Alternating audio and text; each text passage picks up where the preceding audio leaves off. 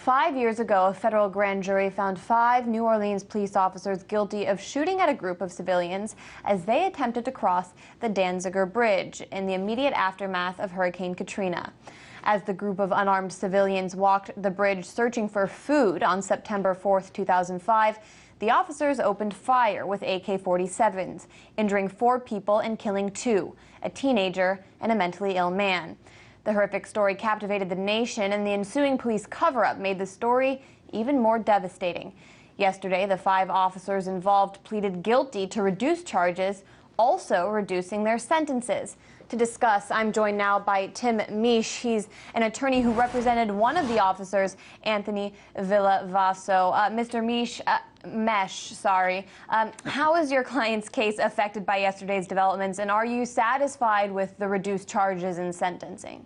Yeah, we finally got a modicum of justice. He was originally sentenced to 38 years, but because of the gross governmental misconduct in this case, the government was forced to significantly reduce the charges to a 7-year sentence, and he served 6, so with good time, I expect him to be released as early as next week. So you, as defending your client, definitely see this as justice, but 6 people were shot as a result of your client and his team's actions. 2 people were killed. Ronnie Green, the author of the book Shots on the Bridge, about this incident, told NPR last year, quote, "No one can say what the officers did was right that morning. There's no question. You can't shoot first and then ask questions. I'm not even sure they asked questions." I'm wondering if you have any idea why your client did what he did on September 4th, 2005. I know exactly why, Anya, and the first thing that needs to be explained is not all of the officers were the same. My client in particular was different. He was 2 years out of the police academy. After Katrina, the federal government abandoned their role and disappeared. The people who had to rescue people were local New Orleans police officers, and they were working with very little resources, very little food, and my client for a week rescued people on his own. The day of the incident, he was informed by his superiors, his sergeants, that 2 police officers were shot by a group of hoodlums on a bridge.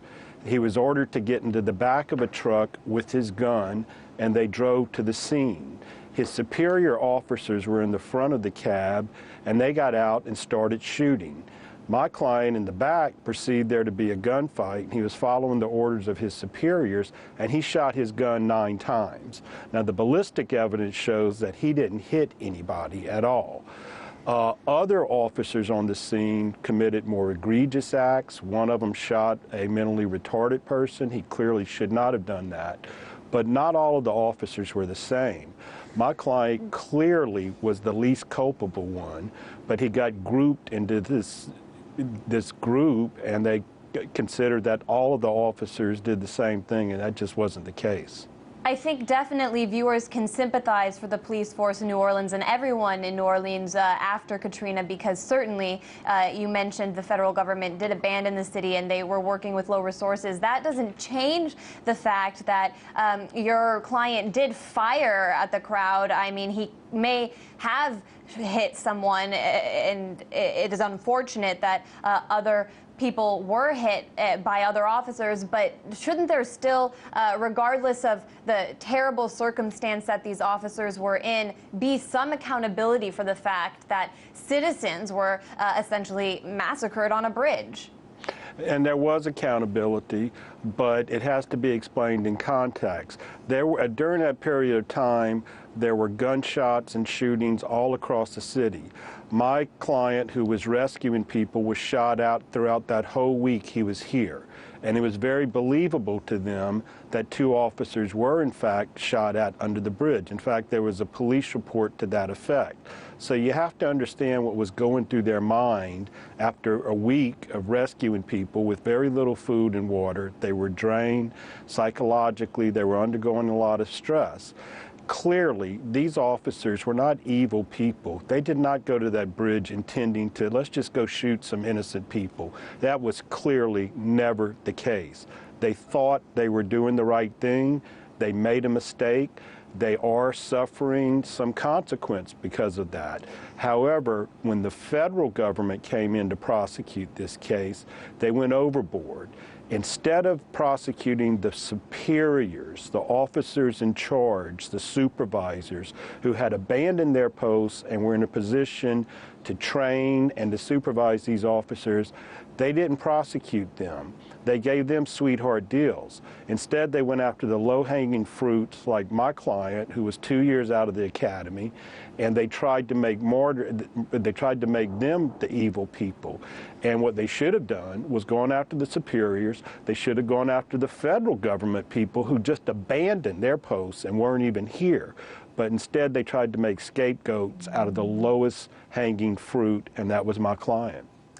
It's really interesting to get your perspective here. I think that really the narrative sometimes does ignore the fact that the cover-up that the superiors, that your client's superiors launched in response to this case was really part of what made it a real national scandal. I think we have about 30 seconds left, but can you just talk about where the case over the cover-up stands? Well, the cover-up was within the federal government, in the Civil Rights Division. They were illegally getting on the internet and denigrating our clients. I mean the cover-up by the lead investigator in the case, Arthur Kaufman, who admitted to falsifying reports to justify the killing. It was shocking. He could have prevented all this just by being a leader, and instead he decided to concoct this story and get the junior officers to follow him. There was a total lack of leadership in this city at the time, and the leaders were never held accountable. All right, defense attorney and legal analyst Tim Meche, I'm sorry, I'm going to get it wrong every time. We appreciate your time. Thank you, Anya. It was a pleasure to